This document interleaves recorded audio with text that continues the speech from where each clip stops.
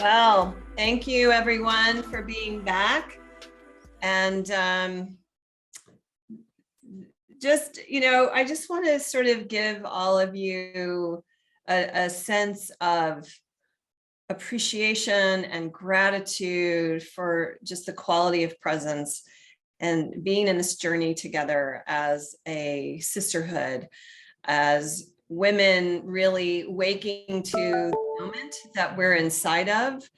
I think all of us are struck by the timing of this gathering and the way the outer realities are taking shape, how profound it is that this moment was already on the plan so that we could be here to, I hope, really activate ourselves around this is our time. We as women, we must rise. We must dig deep. We must have a level of bravery and boldness, as has been called out by many women who have been in this space with us, sharing from their experiences and really inviting something that's never been seen. That's what I really want you to think about. This is a time to bring ourselves in a way that this planet has not seen in any of our memories. We as women must rise up. We must be fearless, absolutely honest, truthful defenders of what is right and just. I'm excited to welcome to the stage Karen Washington. Karen is an activist and a farmer, and I actually, when on my team, shared a podcast that Karen had participated in, and it has deeply impacted my thinking. And I want to acknowledge you, Karen, for speaking to, it is we who are of my skin tone that must be talking with each other about the opportunity to use our privilege. We're women, we don't have the same standing as men, but we as women who are in that privileged category of whiteness have to speak up for those who are still treated as less than and marginalized and not given a space to speak. So it is an honor to step off the stage and give it to you and let us listen. Let us hear you and feel you, sister. Thank you so much. I want to bring the ancestors in the room. Hello, sisterhoods out there. And so I'm going to talk about, don't ask me what I need, ask me what I want. As a Black woman born into this world, it appeared that my life was already planned. I would come into this world first, duly noted as Black, and secondly, as a woman. Yay, it's a girl. My parents would come and bring me into a place where Black families were told where they could or could not live. You see, my father was a Korean War veteran, but was never given the opportunity to get a GI loan to buy a home in the suburbs. So he was relegated to settle into one of Robert Moses' projects, public housing, a project that ripped through the homes of many middle-class communities of color and left behind the beginnings of decay. With that, I was thrown into a world that never asked me what I wanted, but always assumed what I needed. As for thinking about becoming a farmer, really? You must be kidding. It was the 60s. It was the civil rights movement. The war in Vietnam was happening. I found myself trying to find an identity that would not judge me by the color of my skin or the texture of my hair. All I wanted was a piece of the American dream, a dream that was promised to all. But America fell short, a promissory note that said insufficient funds. Many of us left the land of segregation and Jim Crow of the South and migrated to the North thinking that we would have a better life, but also knowing that we were leaving behind the souls of our ancestors with bodies and blood stained, etched into the trees and soil of Reconstruction. That same history would once again repeat itself, the history that once displaced indigenous ancestry off their land through manifest destiny, only to see it happening again in real time as the Great Migration. Then came the 1970s, an ideal time for me. The women's rights movement was happening as we were burning our bras and protecting our bodies.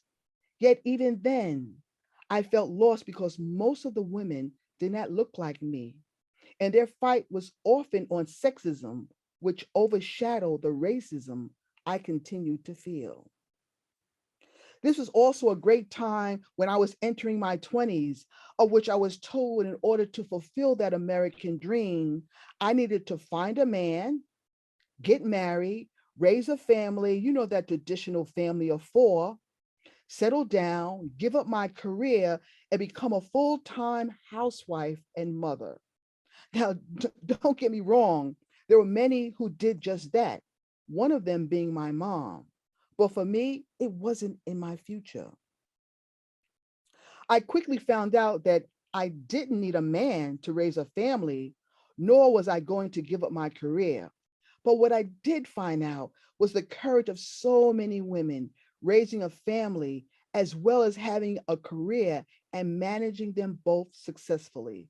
Still becoming a farmer? Not yet. Now it's the 1980s, and I was becoming my own person. I was able to buy my own house. No, I didn't have that white picket fence, but symbolically, a slice of the American dream. The house came with a big backyard, and I started to grow food. Mind you, my relationship to food in the past was that it was grown in a supermarket, and my mom was a good cook, not even knowing that there was a food chain of growers and workers that was feeding us all. All I knew that if I put something in the dirt and put some love and put some water and some sun, I would produce something. And that something was tomato, and a tomato is what changed my world. I quickly joined the local community garden and the community garden movement in New York City, and quickly found out that land in any municipality has political consequences. Namely, who owns that land and what you're allowed to grow. Not listening to the laws of nature. I wanted to grow everything from mangoes to pineapples, but quickly learned that in the Northeast, they don't have a chance to survive. However, I was hooked on growing food. I felt so compelled to do so because I was told that I lived in a food desert and that I was food insecure. Hmm. I felt those terms somewhat disturbing and irritating because my community was surrounded by food and I didn't live in a desert. In fact, we had food. We had daily food pantries and soup kitchens from Monday to Sunday, fast food restaurants like McDonald's and Burger King and Popeyes, and all the junk food and processed food you can imagine. And they must have been good because the packaging resembled the colors of fruits and vegetables. We even had folks in the government and the private sector telling us that in order for you to become food secure, all you had to do was grow some vegetables, exercise, and give up soda, even though soda was being taxed, and drink water. And voila, by magic, we were healed, no longer food insecure. But they forgot to consider the social, health, and economic determinants that are reinforced by racism in today's society. Look, no human being wants to be poor, hungry, or homeless, nor do they want to be judged based on their needs rather than their wants. I became interested in farming because I was living in a food system that was supposed to be just and equitable for all. that fresh, healthy food and clean water were human rights.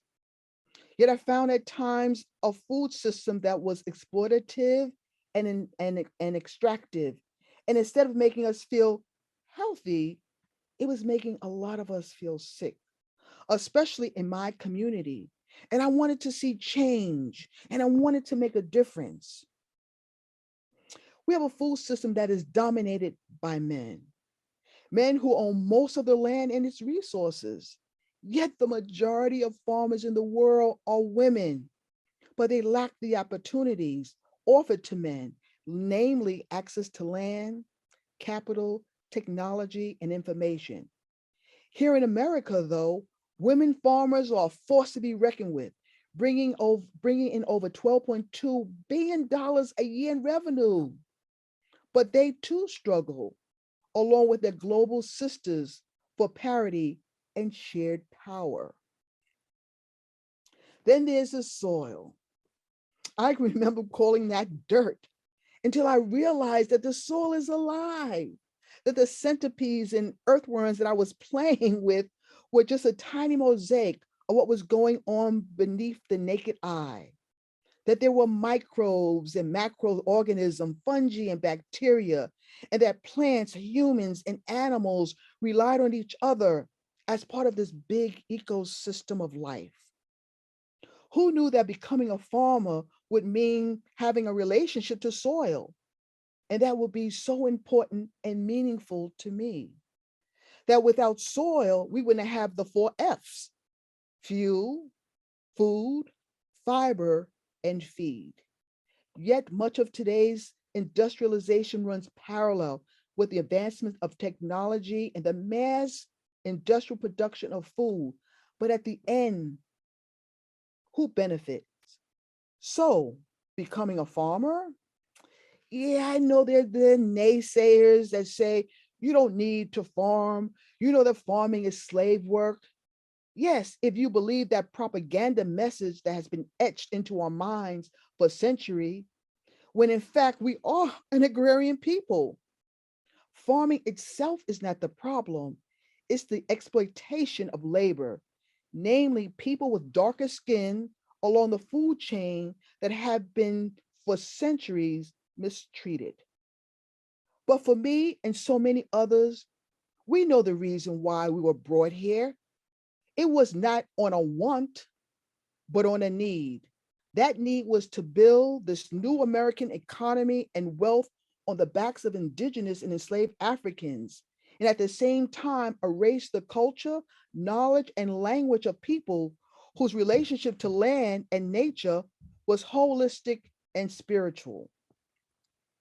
This newly formed capitalistic economy resulted in housing and land and wealth and health and food and labor and income disparities and inequities that still permeates throughout today's society, with 1% of the population owning 99% of the wealth. Here we are, folks, in the 21st century, still in a maze of hunger, poverty, and homelessness. As a society, we must ask ourselves, why? On top of that, we have a virus that we've been facing, claiming lives and lives of so many of our people. As small growers, we found ourselves having to grow more food for our local communities, as well as giving advice to people who for the first time wanted to grow food because they felt compelled to fight this virus. They knew that by eating healthy meant being healthy, and so they wanted to grow food in their front yards, in their backyards, on the terraces, windowsills. So farm? I can probably say, I want to farm, and not have someone say, I need to farm or need not to.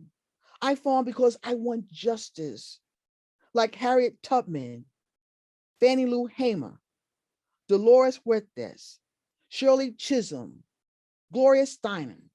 From the women's suffrage to Black Lives Matter and the Me Too movements, I want a food system that cares about people, animals, and planet. I want to farm, not to own land, but to be a steward steward of the land. As a woman, I have this natural instinct of nurturing. I want to care for the land as it cares for me.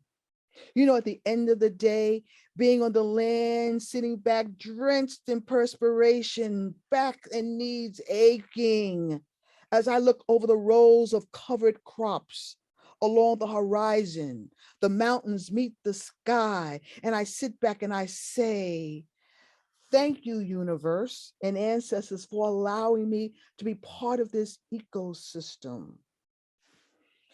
You know, I found my sense of belonging way back when I first placed my hands into the soil and felt that connection, a connection of ancestral lineage as my brown skin mirrored the color of soil. I want to farm because a 6-year-old little girl once told her mom that when she grows up, she wants to be a farmer.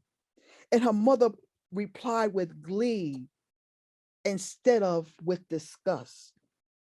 I want to farm because I want to be seen and heard as a role model for little boys and little girls wanting to fit in and to see themselves in me and I in them.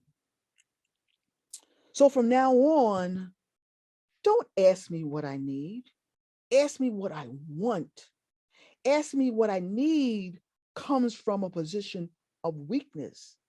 Ask me what I want comes from a position of power.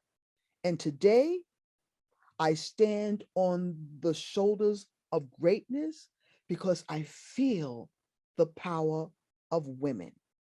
Thank you so much. I'm Karen Washington. Woo!